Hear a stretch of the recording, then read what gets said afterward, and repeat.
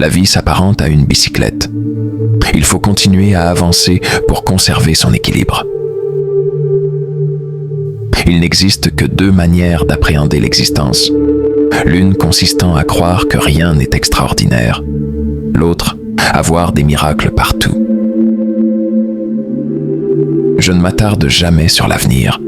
Il finit toujours par arriver de lui-même. Le rôle fondamental d'un enseignant est de susciter le plaisir d'apprendre et de découvrir. L'un des plus beaux ressentis humains est l'émerveillement face à l'inconnu. Celui qui n'a jamais expérimenté ce frisson vit les yeux clos. Posez votre main sur une plaque brûlante durant 1 seconde, et cela vous semblera interminable. Passez 1 heure en compagnie d'une personne charmante, et le temps vous paraîtra s'être évaporé. C'est cela, la relativité. L'imagination a plus de valeur que la connaissance. L'administration excessive entrave toute initiative. Ceux qui marchent en cadence au son d'une musique ne font pas usage de leur cerveau comme ils le devraient. Une simple moelle épinière leur suffirait amplement. Ce que je cherche à comprendre, ce sont les pensées divines. Le reste n'est que futilité. Le vrai et le faux sont souvent plus proches qu'on ne l'imagine. Celui qui vit en solitaire réfléchit de façon autonome et façonne de nouveaux repères pour la société. La véritable grandeur d'un individu réside dans sa capacité à dépasser son ego personnel. Je comprends pourquoi tant de personnes apprécient couper du bois. C'est une tâche dont on perçoit immédiatement le fruit. Rien n'est plus bénéfique pour la santé et pour la pérennité de la vie sur Terre que d'adopter une alimentation végétale. La priorité de toute innovation technologique devrait être la protection de l'être humain. Chaque individu est un fragment de ce vaste ensemble qu'on appelle l'univers, limité par le temps et l'espace. Ne va jamais à l'encontre de ta propre conscience, même si l'autorité te l'impose. Se dévouer à la vie est un véritable privilège. Le nationalisme n'est qu'une maladie infantile. C'est la varicelle de l'humanité. Une science dénuée de spiritualité est handicapée. Une spiritualité sans science est aveugle. Le plus déroutant, c'est que l'univers puisse être intelligible. Peu de personnes observent avec leurs propres yeux et ressentent avec leur propre sensibilité. Prenons A comme une équation du succès dans la vie. Alors, A est égal à X additionné à Y et Z. X représente le travail. I incarne le loisir. Z symbolise le silence. L'apprentissage vient de l'expérience. Le reste n'est que données brutes.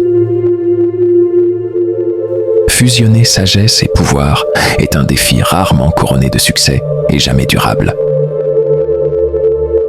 Innover, c'est penser autrement. Ce n'est pas la gravité qui fait tomber les gens, mais l'amour. Il est plus aisé de briser un atome qu'un préjugé. Le hasard, c'est simplement Dieu qui agit discrètement. Un estomac vide ne donne pas de bons conseils en politique. Un problème qui paraît sans issue est souvent un problème mal formulé. Je soutiens que le sentiment spirituel cosmique est le moteur le plus noble et puissant de la science. L'État est censé nous servir, non nous asservir. Ce qu'il y a de plus fascinant dans la vie, c'est son mystère. Avant de discuter de Dieu, commencez par me dire ce que vous entendez par ce mot, et je vous dirai si j'y crois. La véritable valeur d'un être se mesure à sa capacité à s'émanciper de lui-même. L'histoire nous enseigne des leçons que nous devons sans cesse réapprendre. Les machines seront peut-être capables de résoudre tous les problèmes un jour, mais elles ne seront jamais capables d'en poser. Notre destin sera celui que nous aurons mérité. Les hommes rechignent à reconnaître l'intelligence chez autrui, sauf si ce dernier est leur adversaire. Il est triste de constater que notre technologie a dépassé notre humanité. Les grands penseurs ont toujours suscité une opposition virulente de la part des esprits limités. Ce qui m'intéresse réellement, c'est de savoir si Dieu avait d'autres options en concevant l'univers. Nous vivons une époque où les moyens sont sophistiqués, mais où les objectifs sont confus. Ne cherchez pas à devenir une personne prospère. Tâchez plutôt de devenir quelqu'un de valeur. Je ne dors pas longtemps, mais je dors profondément. La vie semble parfois dénuée de sens, et pourtant, il est impossible qu'elle en soit dépourvue. Une pensée libre et indépendante est essentielle au progrès moral de l'humanité. J'aime imaginer que la lune demeure là, même quand je ne la regarde pas. La science est une chose fascinante, tant qu'on n'en dépend pas pour subsister. L'un des concepts les plus difficiles à saisir est sans doute celui de l'impôt. Tout ce qui compte ne peut être mesuré, et tout ce qui peut être mesuré ne compte pas forcément. Si tu rencontres des difficultés en mathématiques, rassure-toi, les miennes étaient bien pires. Le progrès technique est semblable à une hache confiée à un déséquilibré. La politique est éphémère, mais une formule mathématique traverse les âges. La valeur d'un être ne se définit pas par ce qu'il accumule, mais par ce qu'il offre aux autres. L'école devrait avant tout façonner des individus équilibrés, plutôt que des spécialistes étroits d'esprit. Celui qui ne s'est jamais trompé n'a jamais cherché à innover. La folie, c'est répéter sans cesse la même action en espérant un résultat différent. Si vous ne pouvez pas expliquer une idée à un enfant, c'est que vous ne la maîtrisez pas totalement. Il revient à chaque individu de redonner au monde autant, sinon plus, que ce qu'il en a reçu.